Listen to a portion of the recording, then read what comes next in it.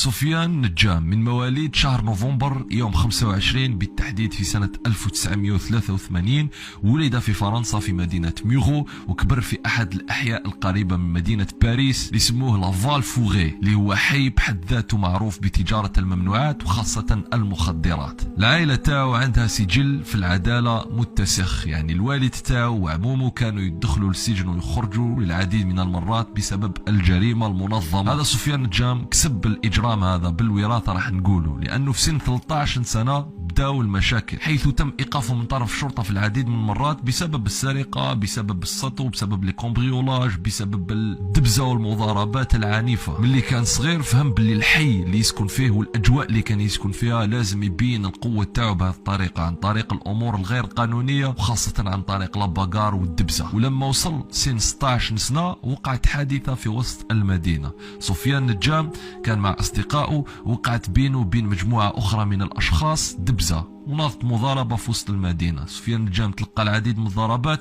وكان رافد معه سلاح ناري، أطلق النار في العديد من المرات على هذوك الجماعة وهربوا، كل واحد هرب. وعلى إثر هذه الحادثة دخل السجن وتم اتهامه بمحاولة قتل مزدوجة، وحكمت عليه العدالة الفرنسية 2 من السجن النافذ. بطبيعة الحال لأنه كان في عمره 16 سنة دخل إلى سجن خاص بالشباب والقصر، وين قضى العقوبة تاعو، وكان محمي من طرف أشخاص يعرفوا الوالد تاعو يعرفوا عمومه اللي كان عندهم تاريخ في الحبس. سفيان نجام خرج من السجن وفي عمره 18 سنة انطلق مباشرة في بيع المخدرات في الحي تاعو. بفضل أحد الأصدقاء تاعو بنى ريزو، يعني بنى خلية لبيع المخدرات لأبناء الحي تاعو والأحياء المجاورة، وبدات الأمور تمشي له مليح مليح، ولا يدخل أموال كبيرة. الكبار اللي كانوا يبيعوا له المخدرات ليه باش يعاود هو يديطاي شافوه باللي راه يخدم مليح والسلعة راه فمفم تروح له، زاد دار معارفه وزاد عرف ناس كبار، وقرر انه ينتقل من العمل في الحي فقط، انه يبدا يروح لاسبانيا يجيب مخدرات من اسبانيا على طريقه لي جو فاست كما يسموها في فرنسا. نفهمكم هذه الطريقه تاع الجو فاست، هي على باز تطلق على القوارب السريعه اللي تجي من المغرب باش تروح لاسبانيا تهرب المخدرات هذوك اللي يجوا بسرعه سريعه. ولكن الوقت اللي رانا فيه كاين جو فاست في البحر، كاين جو فاست في البر، وكاين جو فاست حتى في السماء. سفيان نجام كان مختص في هذه الفتره من حياته في الجو فاست تاع البر، كان يجيب اسبانيا لفرنسا، يروح مع مجموعه من الاصدقاء في سيارات سريعه يعمروها بالمخدرات ويجوا من اسبانيا لفرنسا يعبروا الحدود بسرعه فائقه ما يتمكنوش الشرطه من اللحاق بهم. بطبيعه الحال كانت عمليه فيها الريسك بزاف، الا انه كان ينجح في العديد من المرات لانه كان انسان ديتيرميني وكان انسان مخطط وانسان ذكي. سفيان نجام مع الوقت فكر وشاف باللي الطريقه هذه راه فيها ريسك بزاف وما فيهاش دراهم بزاف يستاهلوا هذاك الريسك وهذاك التعب وهذاك المخاطر اللي كان يتلقاه. بطبيعه الحال ما هو انسان خفيف يعرف يهدر،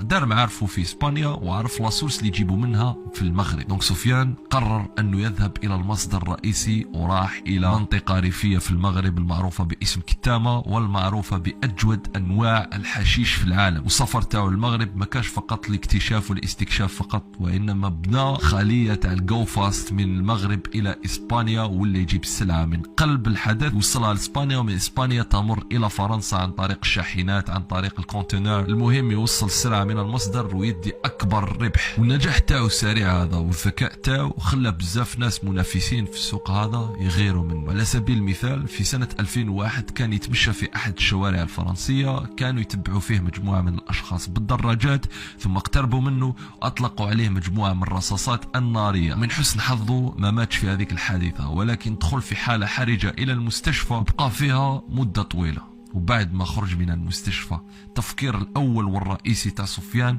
هو الانتقام. المهم في المنطقة اللي كان عايش فيها اللي اسمها لي زيفلين كان معروف باسم كابي نويفي ولا كابي ناف على اسم كريم بنزيما، لأنه يقولوا باللي كان يشبه له. كان إنسان محترم خاصة من طرف الأشخاص اللي يبيعوا المخدرات إلى آخره، لأنه كان إنسان ناجح في هذا المجال المحرم. كان عنده أموال كبيرة بزاف، ولكن ما ابتعدش من المنطقة اللي يعرف فيها ناس والمنطقة اللي كبر فيها ودار فيها الريزو الأول تاعو في لي زيفلين، وبقى عايش قريب من الحي اللي ترعرع فيه. في سنة 2004 دخل للسجن مرة أخرى، والسبب هو أنه مجموعة من الأصدقاء تاعو كانوا دايرين عملية سرقة، ولما راحوا باش يحكموا عليهم في المحكمة كانوا هناك مجموعة من الشهود شهدوا فيهم، وسفيان راح هدد هذوك الشهود وخوفهم بطريقة عنيفة. هذوك الشهود راحوا زادوا شكاو بسفيان، دخل للسجن لفترة 4 أشهر بهذا السبب. برغم كل هذه العوائق والأحداث، برغم أنه كاد يموت يفقد حياته، برغم أنه دخل للسجن في العديد من المرات، إلا أنه الريزو والشبكة والخلية تاعو لبيع المخدرات بقات مستمرة في العمل تاعها تاعها من المغرب اسبانيا لفرنسا. بيع كيلوغرامات من المخدرات، يعني اموال كبيره كان يتلقاها سفيان النجار. وصل واحد المرحله من الثراء وين بغى يستثمر الاموال تاعو. طبيعة الحال الأموال اللي جابهم من بيع المخدرات استثمرهم في بيع الكوكايين، ولا يستورد الكوكايين من السنغال. الشيء اللي ما تعرفوش ممكن أن السنغال معروفة بالكوكايين مثل ما هو معروف الأمر في أمريكا الجنوبية. وهنا الشرطة زادت ضيقت عليه الخناق، لأنه الكوكايين راهي من أخطر المخدرات اللي تهدد المجتمعات. وداروا إنسان مخبر يدور مع الأصدقاء تاع هذا سفيان، إلى أن تم توقيفه بفضل هذا المخبر، وبفضل بطبيعة الحال تتبعه عن طريق الكاميرات والتحركات تاعو إلى آخره. في سنة 2007 لصقوا تهمة التجارة الدولية بالممنوعات، لأن الشرطة لقات كابا مملوءة بالمخدرات الجاية من السنغال، ولكن ما كانش هناك دلائل كثيرة تأكد بأن هذيك الكابا هي خاصة بسفيان. يعني كان يقرأ الأمور قبل ما تحدث. الشرطة لما وقفاته زادت دارت تحقيقات معاه، وزادت حققت حول مكان الإقامة تاعو. صابت خونا سفيان هذا ساكن في أحد أجمل الفيلات بالقرب من الحي اللي كان ساكن فيه وترعرع فيه، اللي هو باطمات.